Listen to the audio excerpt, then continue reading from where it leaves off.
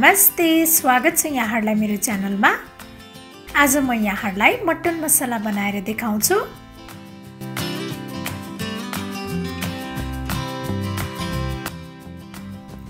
Mutton मसला बनाउनको लागि सबैभन्दा पहिला म मसला तयार पार्न गइरहेको छु।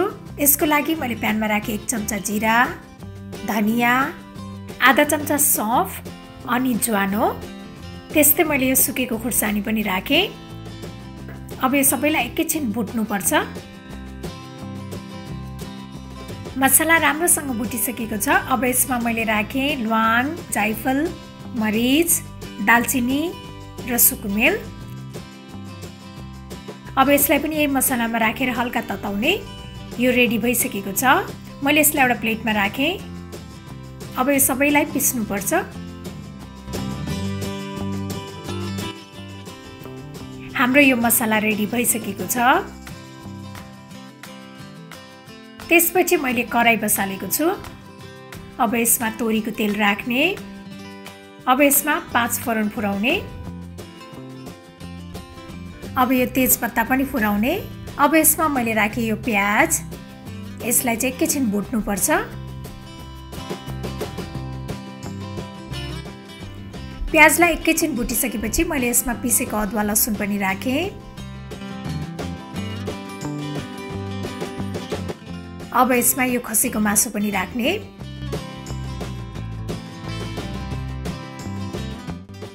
अब यसमा मैले राखे बेसार र नुन स्वाद अनुसार। यो सबैलाई राम्रोसँग मिक्स गर्ने।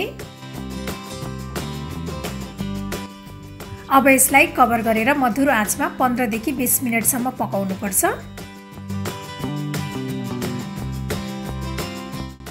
15-20 मिनेटपछि हाम्रो यो मासु यतिको बनेको छ।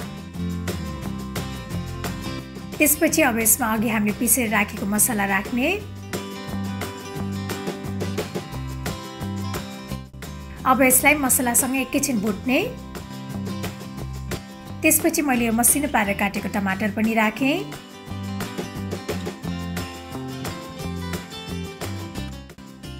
अब यसलाई फेरि कभर गरेर यो टमाटर र मसलालाई राम्रोसँग पकाउनु पर्छ। अब यसलाई एकपटक चेक गरौँ। यो टमाटर र मसला राम्रोसँग पाकिसकेको छ। अब यसमा मैले राखे 1 कप मनतातो पानी। यहाँहरुलाई कतिको ग्रेभी मन पर्छ त्यही अनुसार पानी राख्नु होला।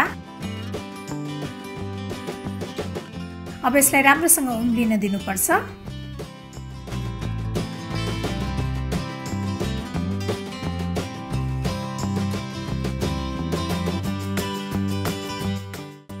अब यसमा मैले राखे यो मसिनो पारेर काटेको हरियो धनिया। यो सबैलाई राम्रोसँग मिक्स गर्ने। अब हाम्रो यो मटन मसला चाहिँ खानको लागि रेडी भइसकेको छ। यो मटन मसला चाहिँ तातो भात अथवा पुलाउसँग एकदमै मिठो हुन्छ। मैले चाहिँ यसलाई तातो पुलाउसँग सर्भ गरेको छु। मैले पुलाउको रेसिपी लिंक चाहिँ डिस्क्रिप्सन बक्समा शेयर पनि गरेको छु। मलाई आशा छ यहाँहरुलाई यो मटन मसलाको रेसिपी पक्कै पनि मन पर्यो होला।